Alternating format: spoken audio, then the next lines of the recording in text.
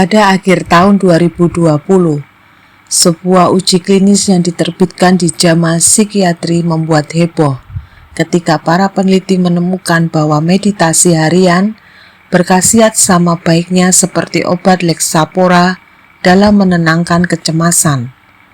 Gangguan kecemasan adalah jenis gangguan mental yang paling umum dialami dan saat ini diperkirakan mempengaruhi 301 juta orang di seluruh dunia. Bagaimana meditasi dapat secara positif mempengaruhi perkembangan otak dan kesehatan mental?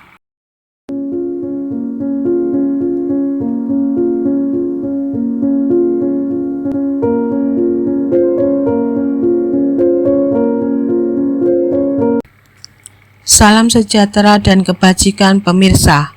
Kembali bersama saya, Neni. Meditasi sebagai cara murah tanpa biaya untuk dapat meningkatkan kesehatan yang relatif mudah diintegrasikan ke dalam kehidupan sehari-hari. Namun meditasi membutuhkan pelatihan disiplin dan praktek yang tidak selalu mudah didapat. Menurut Laporan Kesehatan Dunia 2021, gangguan mental mempengaruhi 1 dari 4 orang di dunia. Sekitar 450 juta orang saat ini menderita kondisi tersebut, sehingga gangguan mental menjadi salah satu penyebab utama kesehatan buruk dan kecacatan di seluruh dunia. Dikatakan lebih lanjut oleh Organisasi Kesehatan Dunia WHO, pengobatan telah tersedia, tetapi hampir 2/3 orang dengan gangguan mental yang diketahui tidak pernah mencari bantuan dari tenaga kesehatan profesional. Stigma, diskriminasi, dan pengabaian membuat perawatan dan pengobatan tidak terjangkau orang dengan gangguan mental. Dalam terbitan jurnal ilmiah The Lancet Psychiatry, sekitar setengah dari populasi dunia diperkirakan akan mengalami setidaknya satu jenis gangguan mental pada saat mereka berusia 75 tahun.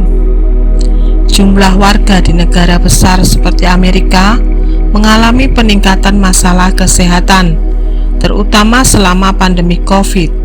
Studi ini menemukan bukti bahwa gangguan tertentu seperti depresi dan kecanduan juga meningkat di tingkat global.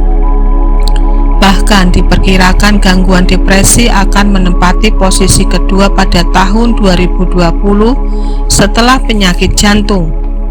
Untungnya ada alternatif efektif, aman, dan murah untuk meningkatkan kesehatan mental, yaitu dengan meditasi.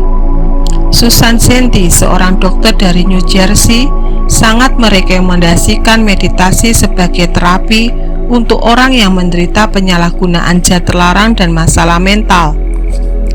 Seorang pasien berusia pertengahan 30-an pernah mengalami depresi dan kecanduan alkohol. Setelah 2 tahun ia mencari pengobatan, akhirnya disarankan untuk mulai berlatih meditasi. Yang mengejutkan bagi Susan, efek positif mulai muncul dalam 2 minggu pertama. Efek menguntungkan meditasi juga berdampak pada gejala depresi. Meditasi dikaitkan dengan keampuhannya untuk mengubah daerah otak tertentu yang terkait dengan depresi. Terapi meditasi diduga dapat memutuskan kedua wilayah otak korteks prefrontal, medial, dan amigdala yang menyebabkan depresi. Bukti lain dampak meditasi adalah sebuah penelitian di Cleveland Clinic yang menawarkan kursus online berupa situs web program manajemen stres. Situs ini banyak melibatkan orang-orang yang bekerja di lingkungan sangat sibuk. Setelah menggunakan program tersebut, terutama program meditasi kesadaran selama setahun, tingkat stres peserta ternyata berkurang hingga 31%. Dalam satu penelitian, peserta dibagi menjadi 2 kelompok, yaitu kelompok meditasi dan kelompok belajar puisi. Mereka menyelesaikan tugas tantangan stres evaluatif sosial setelah 3 hari meditasi dan sesi belajar puisi. Ternyata kelompok meditasi dilaporkan merasakan lebih sedikit tekanan psikologis. Dr. Mike Rosen dari Cleveland Clinic menjelaskan bagaimana stres yang tidak terkelola sebenarnya merusak tubuh, bahkan merupakan penuaan terbesar. Saat bermeditasi, tubuh mungkin tampak diam, tetapi ada perubahan dramatis yang terjadi pada tingkat mikroskopis. Studi lain adalah sebuah studi gen skala besar yang diterbitkan dalam Proceedings of the National Academy of Sciences, menunjukkan bahwa meditasi mengaktifkan sistem kekebalan tubuh. Para peneliti mengklarifikasikan gen menurut efeknya dan menemukan bahwa gen yang paling banyak diatur setelah bermeditasi adalah antivirus dan terkait dengan peningkatan kekebalan. Dalam penelitian ini, subjek menggunakan metode meditasi. Sebanyak 388 orang berpartisipasi dalam latihan meditasi selama 8 hari dan sampel darah mereka dikumpulkan untuk perbandingan pada 4 titik waktu yang berbeda. 2 titik waktu sebelum sesi, hari terakhir dari sesi, 8 hari dan 3 bulan setelah sesi meditasi. Banyak gen dalam tubuh diregulasi secara signifikan dan kisaran peningkatan regulasinya adalah 2 hingga 4 kali. 3 bulan setelah meditasi, regulasi beberapa gen kembali ke tingkat yang mendekati sebelum meditasi. Namun tetap masih ada beberapa gen yang regulasinya tetap ada. Ini berarti bahwa efek meditasi bertahan lama. Kesimpulannya bahwa latihan meditasi selama 8 hari masih memiliki efek positif dan setelah 3 bulan sangat mengejutkan. Namun tidak semua meditasi mindfulness relaksasi terfokus efektif untuk penyembuhan. Seorang psikiater bersertifikat spesialis perawat di Hartford, Connecticut membagi kisahnya tentang salah satu pasiennya, seorang pilot tempur Angkatan Udara Amerika. Si pasien selama peperangan terpapar bahan kimia dan beberapa tahun dia didiagnosa menderita multiple sclerosis. Multiple sclerosis adalah penyakit yang mempengaruhi sistem secara pusat. Ini menyebabkan gejala yang tidak dapat diprediksi seperti mati rasa, kesemutan, perubahan suasana hati, masalah ingatan, nyeri, dan terkadang bahkan kebutaan dan kelumpuhan. Pasien ini telah menemui banyak ahli syaraf dan mereka semua mengatakan bahwa penyakit tersebut akan menjadi lebih parah dan akhirnya mungkin lumpuh total. Berbagai teknik meditasi, relaksasi pun ditempuh pasien untuk mendapatkan penyembuhan, namun tak mendapatkan kemajuan apapun. Dalam keputusasaannya, akhirnya ia bertemu Deborah di Departemen Pertahanan Amerika, tempat ia bekerja selama bertahun-tahun.